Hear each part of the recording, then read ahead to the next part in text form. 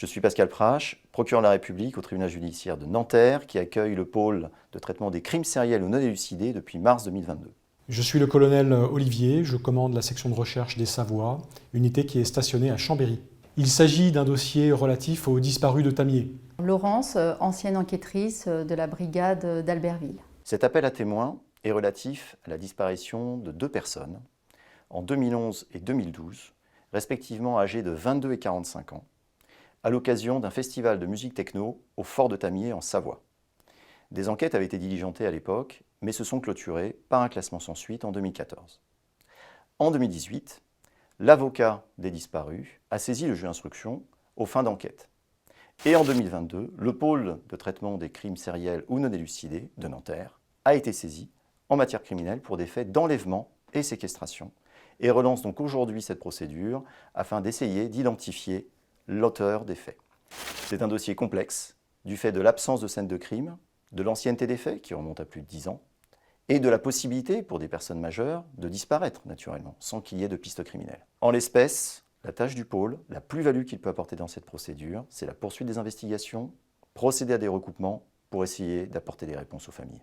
À compter de 2010, sont organisés dans un ancien fort militaire à Tamier des festivals de musique électro-alternatifs dénommés Element, dans un ancien fort militaire qui est basé sur la commune de Mercury, en Savoie, à côté de la ville d'Albertville.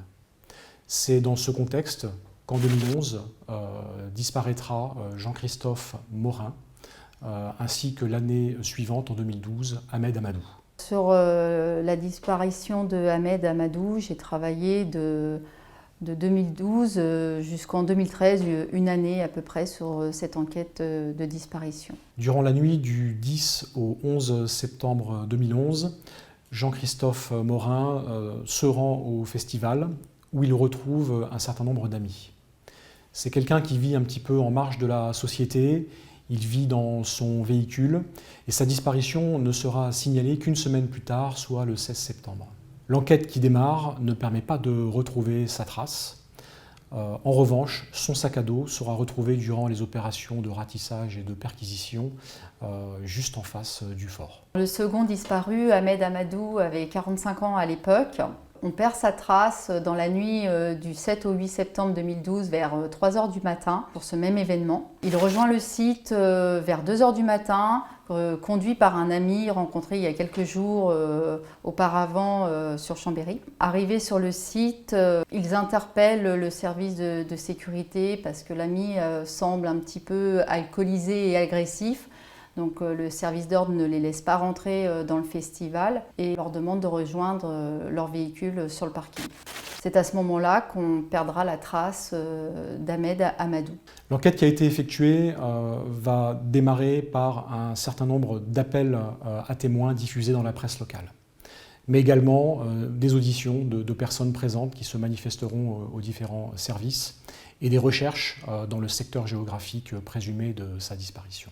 Dès la disparition de Ahmed Amadou, sa description a été diffusée largement dans la presse. Des recherches importantes ont immédiatement été entreprises sur le site et les alentours. De nombreuses auditions de festivaliers et au sein de l'organisation ont été faites, mais sans résultat. Jean-Christophe Morin avait 22 ans.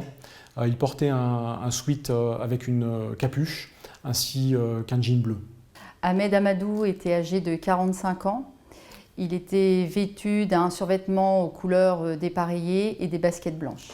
Dans le cadre de ces disparitions, nous vous sollicitons pour obtenir des renseignements concernant les disparus, des informations concernant le déroulement de ces soirées, tout souvenir que vous pourriez avoir, des vidéos, des photos concernant ces événements qui se sont déroulés en 2010, 2011 et 2012. Chaque élément, même anodin, est susceptible de faire progresser les investigations dans l'intérêt des victimes et des familles.